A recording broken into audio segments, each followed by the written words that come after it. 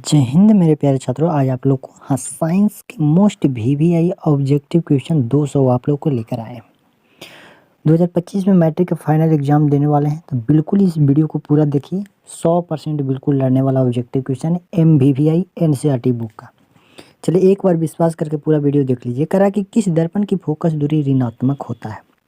समतल दर्पण की अवतल दर्पण की उत्तल दर्पण की, कि इनमें से कोई नहीं था। आप लोग को याद रखना है कि अवतल दर्पण की जो फोकस दूरी होता है ऋणात्मक होता है। चलिए उत्तल दर्पण की फोकस दूरी धनात्मक होता है। चलिए 2 नंबर प्रश्न करा कि दर्पण की फोकस दूरी एफ और वक्रता त्रिज्या आर में क्या संबंध होता है? तो आप लोग को याद रखना है एफ बराबर आर बटा 2 होता है, यानी फोकस दूरी बराबर त्रिज्या बटा 2।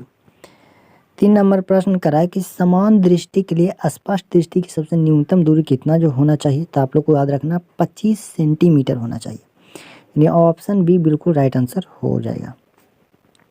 चलिए 4 नंबर प्रश्न करा है कि श्वेत प्रकाश का कौन सा रंग किसी प्रिज्म से गुजरने के पश्चात कम झुकता है? बैगनी कि लाल, कि नीला कि पीला? तो आप लोग को याद रखना है लाल बिल्कुल करेक्ट आंसर हो जाएगा। 5 नंबर प्रश्न करा है कि मानव आँख की रेटिना द्वारा बनाई गई छवि होती है आभासी और सीधा, वास्तविक और उल्टा, आभासी और उल्टा, वास्तविक और सीधा? तो आप लोग को याद रखना है जो मानव आँख के जो रेटिना पर बनाई गई छवि जो होता है वास्तविक एवं उल्टा होता है।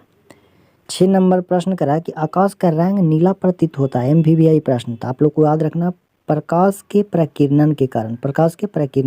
प्लीज 6 से 7 मिनट का वीडियो है, आप लोग वीडियो पूरा देख लीजिए। 7 नंबर प्रश्न करा कि किस दर्पण से वस्तु का बड़ा प्रतिबिंब बनता है? समतल दर्पण से कि अवतल दर्पण से कि उत्तल दर्पण से, कि इनमें से कोई नहीं? तो आप लोग को याद रखना कि अवतल दर्पण से वस्तु का बड़ा प्रतिबिंब बनता है और उत्तल दर्पण से वस्तु से छोटा प्रतिबिंब बनता है। 8 नंबर प्रश्न करा है कि निम्नलिखित में कौन सा लेंस निकट दृष्टि दोष को ठीक करने के लिए उपयोग किया जाता है? निकट दृष्टि दोष तो अवतल लेंस का चश्मा होना चाहिए, नहीं, ऑप्शन सी होगा।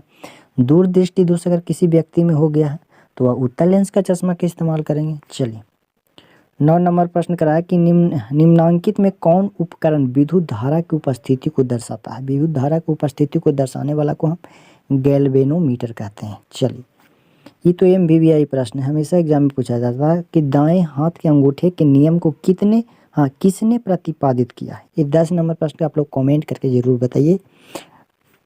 चलिए 11 नंबर प्रश्न करा कि विभवांतर का एसआई मात्रक क्या होता है? विभवांतर के एसआई मात्रक आप लोग याद रखिएगा बोल्ट होता है। विभवांतर के एसआई मात्रक बोल्ट होता है। 12 नंबर प्रश्न करा कि निम्नलिखित में किस संयोजन द्वारा प्रतिरोध का मान बढ़ता है? किस संयोजन द्वारा? श्रेणी क्रम में कि समांतर क्रम में कि श्रेणी समांतर दोनों के, इनमें से कोई नहीं? तो आप लोग को याद रखना श्रेणी क्रम में। चलिए 13 नंबर प्रश्न करा कि चुंबकीय बल रेखा की प्रकृति होती है काल्पनिक कि वास्तविक? काल्पनिक वास्तविक दोनों के, इनमें से कोई नहीं? तो आप लोग को याद रखना है कि चुंबकीय बल की रेखा की प्रकृति जो होती है काल्पनिक होता है।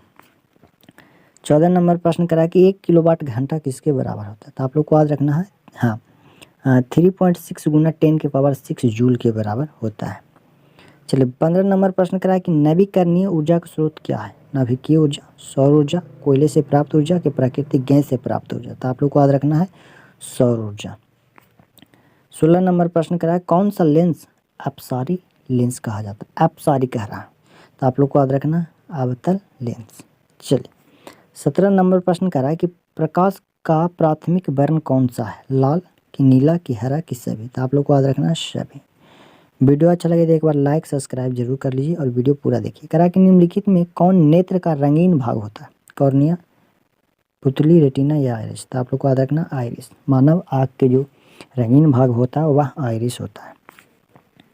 चलिए 19 नंबर प्रश्न करा कि 1 HP बराबर कितना होता है? तो आप लोग को याद रखना 746 वाट होता है। 746 वाट।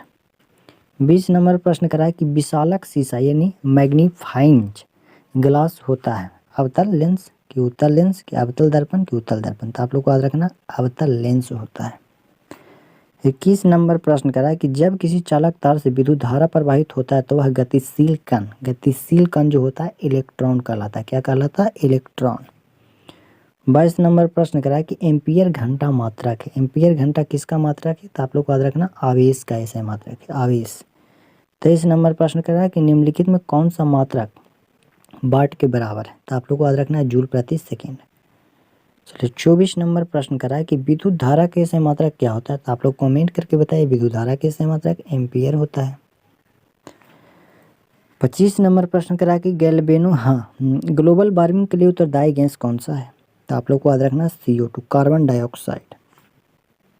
26 नंबर प्रश्न करा है कि शरीर में भोजन का पाचन किस प्रकार की अभिक्रिया द्वारा होता है, तो आप लोग को याद रखना उपचयन द्वारा। 27 नंबर प्रश्न करा कि काली चूना पर जब जल डाला जाता है तब वह अभिक्रिया होती है, कौन सी अभिक्रिया, उसमें छेपी, उसमें शोषी, विस्फोटक, इनमें से कोई नहीं, तो आप लोग को याद रखना उसमें छेपी अभिक्रिया होता है। चलिए 28 नंबर प्रश्न करा कि निम्नलिखित में कौन सबसे अधिक अभिक्रियाशील है, तो आप लोग को याद रखना Cu कॉपर। चलिए 29 नंबर प्रश्न करा कि चूना जल का रासायनिक सूत्र क्या होता है, चूना जल का रासायनिक सूत्र क्या होता है, तो आप लोग को याद रखना है ऑप्शन डी Ca